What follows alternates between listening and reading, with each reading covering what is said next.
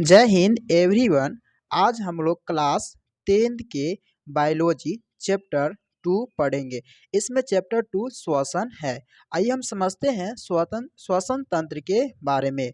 श्वसन जो होते हैं यह कहीं ना कहीं इसमें बहुत सारे अंग मिल करके काम करते हैं। बहुत सारे अंग मिल करके काम करते हैं जिसे हम लोग श्वसन तंत्र कहते हैं। जैसे है ना, कंप्यूटर सिस्टम बोलते हैं तो कंप्यूटर में क्या होता है, बहुत सारे अंग मिल करके काम करते हैं।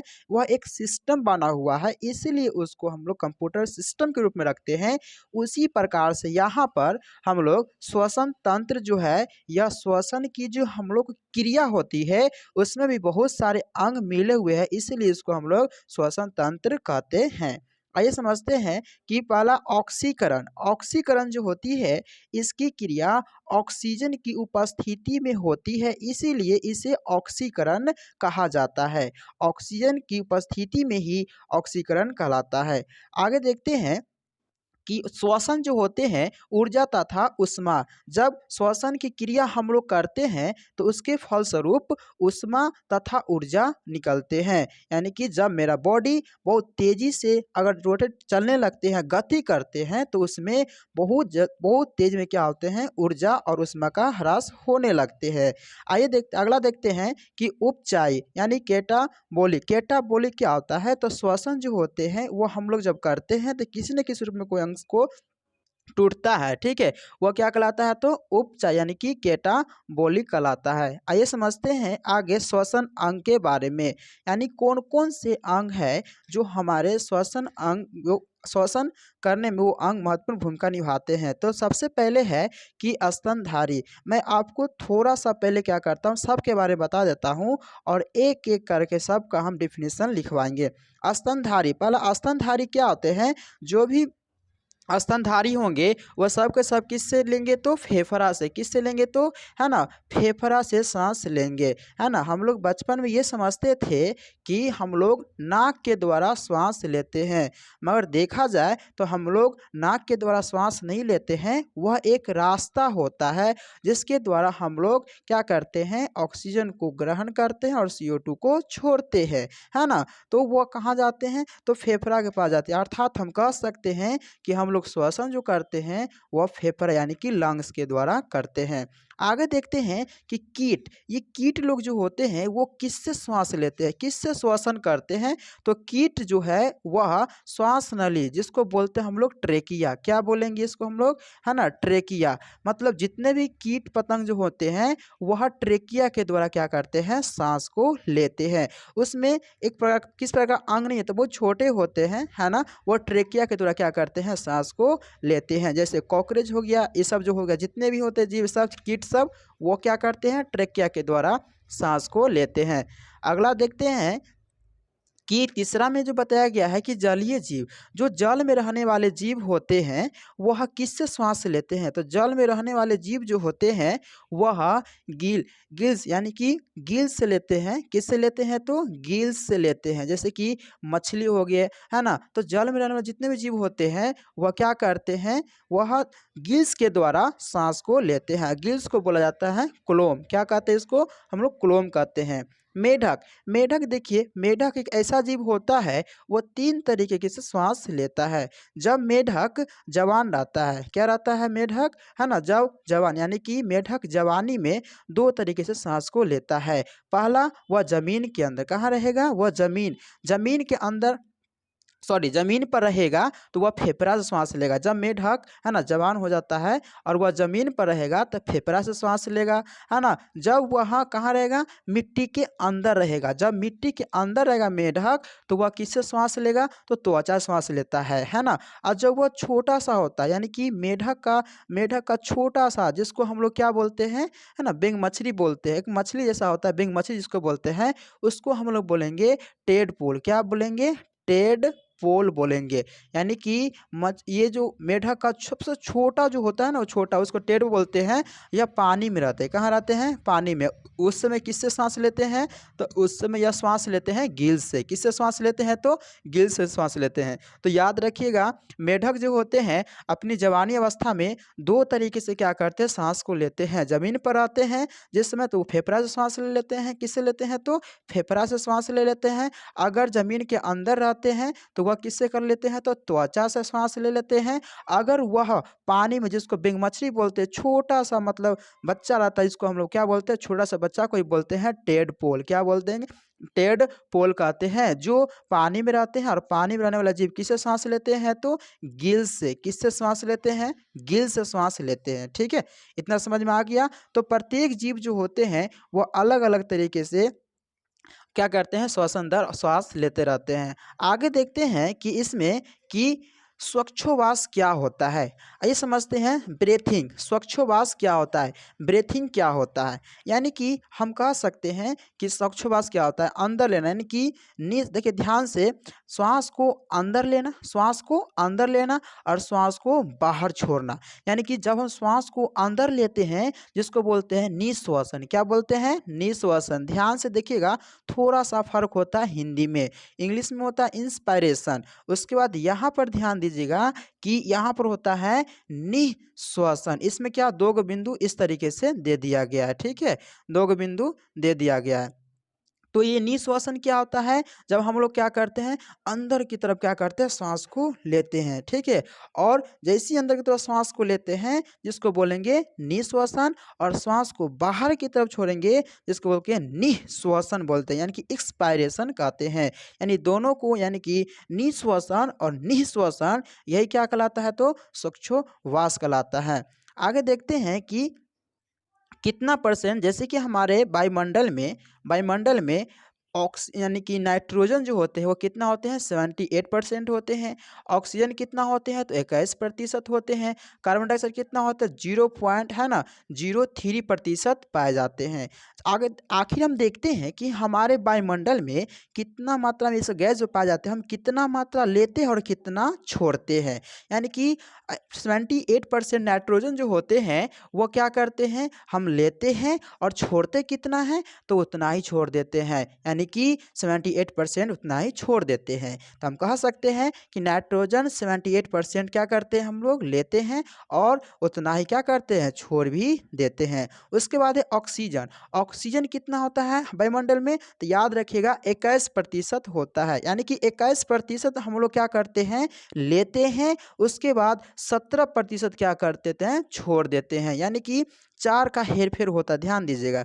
उसके बाद वायुमंडल में कितना गैस पाया जाता है, CO2, कार्बन डाइऑक्साइड, वह होते हैं 0.03% पाए जाते हैं। यानी कि इतना पाए जाते हैं, इतना हम लोग लेते हैं, और CO2 कितना 4% क्या कर देते हैं, तो छोड़ देते हैं। तो ये बहुत इंपॉर्टेंट है, इसको आप लोग याद कीजिएगा। ठीक है, कितना लेते हैं और कितना देते हैं। तो आपको याद करने का ट्रिक बता दूं कि नाइट्रोजन जितना लेते हैं उतना तो छोड़ देते हैं। ऑक्सीजन जो होते हैं 21% अगर लेते हैं तो 17% छोड़ देते हैं, यानी कि 4% का हेरफेर होता है। और CO2 क्या करता है, 0.04% क्या करता है, अगर लेते हैं तो 4% छोड़ भी देते हैं। यानी कि 4% का क्या होता है, वो लेन देन होते रहता है। आगे देखते हैं, अगला जो है आज अब शुरू करते हैं, यह क्लास 10th में जो भी विद्यार्थी है वह उसके लिए यहाँ से हम एक एक करके, यानी कि श्वसन चैप्टर 2 जो है उसके बारे में पढ़ा रहा हूँ, है ना। सबसे पहले हम समझ लेते हैं कि श्वसन की परिभाषा, श्वसन किसे कहते हैं। बचपन में हम लोग पढ़े थे कि, है ना, सांस को लेना छोड़ना, यानी कि ऑक्सीजन लेना, कार्बन डाइऑक्साइड छोड़ना श्वसन कहलाता है। यह बिल्कुल गलत है ना, आपके इस एग्जाम के दृष्टिकोण से। ठीक है, अब देखिए श्वसन की परिभाषा यहाँ पर क्या होते हैं। तो यहाँ बताया गया है कि वायुमंडल में, कहाँ, तो वायुमंडल में ऑक्सीजन की, किसकी, तो ऑक्सीजन, वायुमंडल में ऑक्सीजन को शरीर की कोशिकाओं तक पहुंचाना। यानी कि वायुमंडल में जो ऑक्सीजन को होता है वह शरीर की कोशिकाओं तक पहुंचाना, तथा शरीर के अंदर, है ना, शरीर के अंदर निर्मित CO2, हमारे शरीर के अंदर क्या होता है, निर्माण, तो CO2 याद रखिएगा, शरीर के अंदर निर्माण होता है वह CO2 होता है, और वायुमंडल से क्या ले लेते हैं, तो O2 ले लेते हैं। ठीक है, तो CO2, कार्बन डाइऑक्साइड जो होते हैं हमारे शरीर के अंदर क्या निर्माण होते हैं, है ना, को शरीर शरीर से बाहर निकालने की प्रक्रिया क्या बोलते हैं? श्वसन। बहुत ही सिंपल है। वायुमंडल में ऑक्सीजन O2 शरीर की कोशिकाओं तक पहुंचाना होता है, ठीक है। और शरीर के अंदर जो हमारे अंदर CO2 बनता है, कार्बन डाइऑक्साइड बनता है, वो हमारे शरीर से बाहर निकल जाते हैं। यही प्रक्रिया क्या कहलाता है? यही प्रक्रिया कहलाता है श्वसन। क्या कहलाता है? श्वसन कहलाता है। एक बार अच्छे से देख लीजिएगा।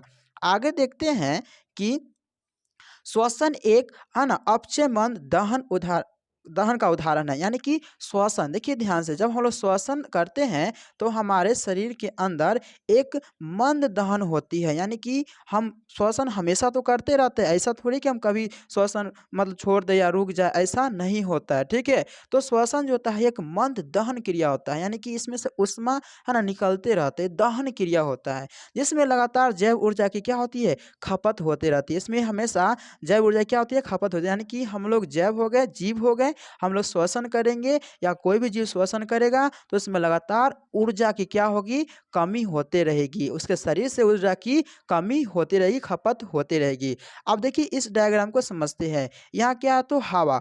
हवा से क्या करते हैं? हम लोग ऑक्सीजन को ले लेते हैं, यानी कि श्वसन करते हैं। किसके द्वारा? तो फेफड़े के द्वारा। किसके द्वारा? तो फेफड़े के द्वारा। और यह फेफड़ा क्या करता है?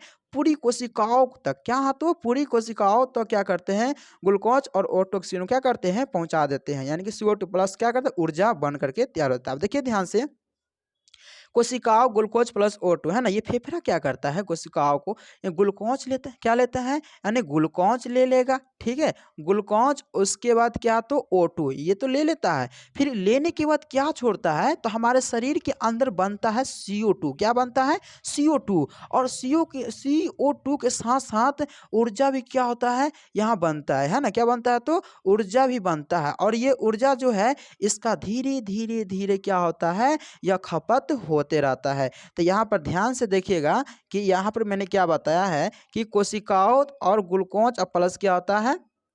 O2। कोशिकाओं है ना ग्लूकोज प्लस O2 ले लेते हैं और CO2 क्या करते हैं? तो CO2 प्लस ऊर्जा को छोड़ देते हैं, ठीक है। यानी कि इसका समीकरण नीचे दिया गया है। समीकरण ध्यान से देखिएगा कि क्या उसी चीज को मैंने यहाँ पर कन्वर्ट किया है। यानी ग्लूकोज का सूत्र क्या होता है? C6H12O6 होता है ग्लूकोज का, है ना, प्लस है ना 6O2 यानी कि ऑक्सीजन। क्या लेते हैं? तो ले लिए ग्लूकोज। क्या ले लिए? ग्लूकोज ले लिए। और उसके बाद क्या ले लिए? तो ऑक्सीजन। क्या ले लिए? यहाँ पर ऑक्सीजन को ले लिए। और इसके फलस्वरूप जो है, इसके फलस्वरूप क्या बना है? तो 6CO2 प्लस क्या बना है? तो H2O प्लस एनर्जी। यानी कि CO2 बन गया है, H2O बन गया और ऊर्जा भी बन गया है, ठीक है। जो कार्बन डाइऑक्साइड क्या होते हैं? वो बाहर निकल जाते हैं। H2O भी क्या होते हैं? वो हमारे शरीर के अंदर वो भी धीरे धीरे क्या होते हैं? निकलते हैं। और ऊर्जा तो उसका मतलब ह्रास यानी खपत धीरे धीरे होते रहते हैं, ठीक है। यहाँ तक समझ में आ गया होगा। अगला देखते हैं कि श्वसन के प्रकार, यानी कि श्वसन जो होते हैं वो कितने प्रकार के होते हैं, है ना। श्वसन कितने प्रकार के होते हैं, तो ये समझते हैं श्वसन के प्रकार। श्वसन जो होते हैं वह दो प्रकार के होते हैं। कितने प्रकार के होते हैं? दो प्रकार के होते हैं श्वसन, ठीक है। पहला है कि ऑक्सी श्वसन, जिसको वायवीय श्वसन कहते हैं। ऑक्सी का दूसरा नाम क्या होता है? तो वायवीय। ऑक्सी का हम लोग दूसरा नाम क्या कह सकते हैं? तो वायवीय। ऑक्सी क्यों कहते हैं? क्योंकि ये श्वसन की जो क्रिया होती है, हम पहले ही बता दिए थे, ऑक्सीकरण, या ऑक्सीजन की उपस्थिति में होते हैं, इसलिए इसको ऑक्सी श्वसन कहा जाता है। और श्वसन की क्रिया हमेशा ऑक्सीजन की उपस्थिति में ही होंगे। तो ऑक्सी श्वसन बोलिए, ऑक्सी श्वसन बोलिए या वायवीय श्वसन बोलिए, दोनों एक ही प्रकार के होते हैं। तो यहाँ हम लिख सकते हैं कि ऑक्सीजन की उपस्थिति में, किसकी उपस्थिति में? तो ऑक्सीजन की उपस्थिति में, ऑक्सीजन की उपस्थिति में संपन्न होने वाली जो भी क्रिया होती है वह क्रिया क्या कहलाती है? तो ऑक्सी श्वसन या वायवीय श्वसन कहलाती है। उसके बाद जो है अगला देखते हैं दूसरा। दूसरा में क्या बताया गया है? दूसरा बताया गया है कि अनऑक्सी श्वसन। क्या है? तो अनऑक्सी श्वसन मतलब ऑक्सीजन की उपस्थिति में ऑक्सी मतलब नहीं, मतलब ऑक्सीजन की उपस्थिति में नहीं हो, वो क्या कहलाता है? अनऑक्सी, या इसको अवायवीय श्वसन कहते हैं। यानी कि ऑक्सीजन की उपस्थिति में संपन्न होने वाली क्रिया को अनऑक्सी श्वसन कहा जाता है। यह ऑक्सीजन की उपस्थिति में नहीं होता है, अर्थात यह ऑक्सीजन की अनुपस्थिति में होता है। आगे देखते हैं, बहुत ही इम्पोर्टेंट है, जो आपके मैट्रिक बिहार बोर्ड के दृष्टिकोण से बहुत इम्पोर्टेंट क्वेश्चन है, यानी कि हम बोल सकते हैं कि यह VVI क्वेश्चन माना जाएगा। क्या है तो ऑक्सी और अनॉक्सी यहाँ पर हमने छोड़ दिया है, आप लोग लिख लीजिएगा ध्यान से, यानी कि श्वसन, ऑक्सी श्वसन और अनॉक्सी श्वसन में अंतर क्या है।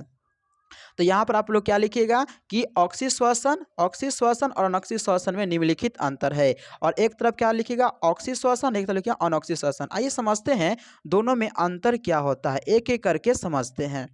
पहला अंतर दिया गया है, पहला अंतर में आप लोग क्या कीजिएगा डिफिनीशन ही लिख लीजिएगा, यानी कि परिभाषा ही पहला में लिख लीजिएगा, ठीक है। क्या है देखिए ध्यान से, ऑक्सीजन की उपस्थिति में संपन्न होने वाली क्रिया को ऑक्सीश्वसन कहते हैं, और जो ऑक्सीजन की अनुपस्थिति में होता है, किसमें तो ऑक्सीजन की अनुपस्थिति में होता है, उस क्रिया को क्या बोलते हैं तो अनॉक्सीश्वसन कहते हैं। तो पहला ही डिफिनेशन हो गया, मतलब पहला अंतर हो गया डिफिनेशन के हिसाब से। दूसरा अंतर देखते हैं, दूसरा अंतर क्या है, दूसरा अंतर बता रहा है कि इसे वायवीय श्वसन भी कहा जाता है, बात सही है। और मतलब ऑक्सी को हम लोग क्या बोले थे वायवीय, क्या बोले हैं वायवीय, तो हम यहाँ पे लिख सकते हैं कि इसे हम लोग क्या बोल सकते हैं वायवीय श्वसन भी कह सकते हैं, है ना। और उसके बाद इसको क्या बोल सकते हैं तो अवायवीय, क्या बोल सकते हैं इसको अवायवीय श्वसन कहते हैं। इसमें विशाल भाग, है ना, इसमें विशाल जीव, है ना, यहाँ पे छूट गया है या लिख देते हैं, इसमें विशाल जीव क्या करते हैं तो भाग लेते हैं, इसमें जो विशाल जीव होते हैं वो भाग लेते हैं। क्यों? क्योंकि इसमें विशाल जीव इसीलिए भाग लेते हैं कि वह ऑक्सीजन की उपस्थिति में उसमें क्या होता है कि रेस्पिरेटरी सिस्टम होता है, यानी कि श्वसन तंत्र होता है, उसमें विशेष अंग होते हैं, और वह विशाल जीव में होता है। जबकि इसमें सूक्ष्म जीव में क्या होते हैं, यह जो होता है यानी कि ऑक्सीजन की अनुपस्थिति जो होता है वो सूक्ष्म जीव में होता है, वो ट्रेकिया के द्वारा, किसके द्वारा तो याद रखिएगा वो ट्रेकिया के द्वारा अपना श्वास करते रहते हैं, ठीक है। तो वो किस में होता है तो सूक्ष्म जीव में, किस में होता है तो सूक्ष्म जीव में। अर्थात हम कह सकते हैं जो विशाल जीव होगा उसमें क्या होगा ऑक्सीजन की उपस्थिति में वो जो भी काम होगा, मगर जो छोटे जीव सूक्ष्म जीव होगा, है ना, छोटा सा जीव होगा, है ना, सूक्ष्म जीव जो होगा यह क्या होगा, यह ट्रेकिया के द्वारा, किसके द्वारा तो ट्रेकिया के द्वारा सांस लेते हैं, इसमें ऑक्सीजन की कोई जरूरत नहीं पड़ता है, ठीक है। जैसे आप लोग कॉकरोच को देखे होंगे कि कॉकरोच जो होते हैं उसको कहीं पर चिप दीजिएगा तो उसमें से क्या उसका ब्लड बहुत कम निकलता है और तुरंत खत्म मर जाते हैं, ठीक है। आगे देखते हैं question number 4, sorry question number 4 नहीं, क्वेश्चन नंबर यहाँ पर जो है ये 4 जो बताया गया, इसमें ग्लूकोज का, है ना, पूर्ण ऑक्सीकरण होता है, इसमें ग्लूकोज का क्या होता है तो पूर्ण रूप से ऑक्सीकरण होता है, ठीक है। मगर जबकि इसमें ग्लूकोज का पूर्ण ऑक्सीकरण नहीं होता है, इसमें होता है यानी कि ऑक्सी वाला में वायवीय में होता है पूर्ण ऑक्सीकरण, जबकि अवायवीय में नहीं होता है। अगला देखते हैं, है ना, अगला देखते हैं कि 5 नंबर, इसमें CO2 और जल का क्या होता है निर्माण होता है, यानी कि CO2 प्लस, है ना, जल का निर्माण होता है। हमारे बॉडी के अंदर क्या होते हैं ये दो चीज निर्माण होते हैं, है ना, क्योंकि हम लोग क्या करते हैं वायुमंडल से क्या ले लेते हैं O2 ले लेते हैं, और क्या O2 ले लेते हैं और CO2 क्या करते हैं छोड़ते हैं, और CO2 कहाँ बनता है तो हमारे अंदर निर्माण होता है। उसके बाद इसमें क्या होता है कि CO2, है ना, और जल का निर्माण नहीं होता है क्योंकि यह ऑक्सीजन की अनुपस्थिति होते हैं। अगला देखिएगा नीचे क्या लिखे है, यह माइटोकॉन्ड्रिया में होता है, किस में होता है तो यह माइटोकॉन्ड्रिया में होता है, और यह कोशिका द्रव में होता है। यानी कि यह माइटोकॉन्ड्रिया में कैसे होता है, कोशिका द्रव में कैसे होता है। अगर आप समझना चाहते हैं कि यह श्वसन अंग कौन कौन सा भाग कैसे काम करता है चित्र के साथ, तो मैं अगले वीडियो में आप लोग को अच्छी तरीके से समझा करके बताऊंगा कि वह किस तरीके से जो होते हैं, है ना, कि यह काम करते हैं, है ना, किस तरीके से हमारे बॉडी के अंदर क्या करते हैं यह काम करते रहते हैं, ठीक है। तो आइए अगले वीडियो में क्या करेंगे आप लोग को हम समझाएंगे, ठीक है, किसके बारे में तो श्वसन तंत्र के बारे में। जय हिंद, विश्वास करता हूँ समझ में आ गया होगा।